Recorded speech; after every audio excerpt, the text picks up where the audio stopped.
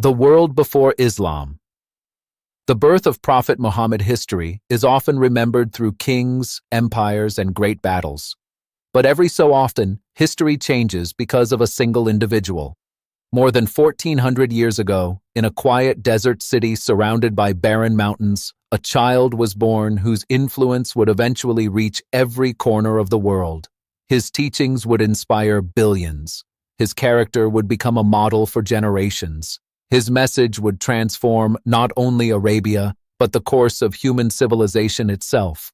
But before we tell the story of Prophet Muhammad, peace and blessings be upon him, we must first understand the world into which he was born. What was Arabia really like before Islam? Why was Makkah so important? How did a land divided by tribes become the birthplace of one of history's greatest civilizations? This is the story of the world before Islam and the beginning of the final chapter of prophethood.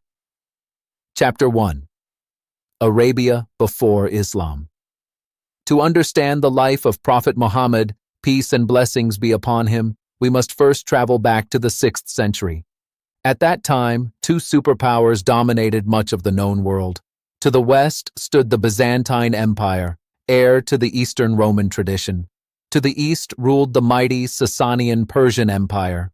For generations, these two empires competed for power, wealth, and influence. Between them stretched the vast Arabian Peninsula. To many outsiders, Arabia appeared harsh and unforgiving. Its endless deserts, rocky valleys, and extreme climate discouraged conquest. Yet beneath its difficult landscape lay a region of extraordinary importance. Arabia connected Africa, Asia, and Europe through ancient trade routes. Merchant caravans crossed these deserts carrying spices, silk, leather, incense, perfumes, and precious goods between distant civilizations. These routes brought not only commerce but also ideas, cultures, and beliefs.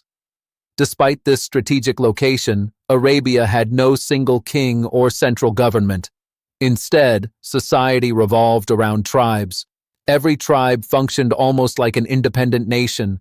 Its members protected one another, shared responsibilities, and defended their collective honor.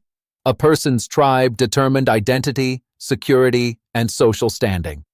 Loyalty to one's tribe was considered one of the highest virtues. At times, this loyalty produced remarkable acts of courage and sacrifice. At other times, it fueled conflicts that lasted for decades. Some tribal wars continued across generations, with descendants fighting over disputes their ancestors had begun. Honor was everything. Breaking a promise damaged a person's reputation. Showing generosity elevated one's status. Hospitality became one of Arabia's defining characteristics. Even a stranger crossing the desert could expect food, shelter, and protection for several days without being questioned. Life in the desert taught people resilience. Every journey required patience. Every drop of water mattered. Every decision could determine survival. These hardships shaped a people known for endurance, courage, and determination. Yet Arabia's greatest treasure was not hidden beneath its sands. It stood in the heart of a small valley called Makkah, a sanctuary that had already been respected for centuries, the Kaaba.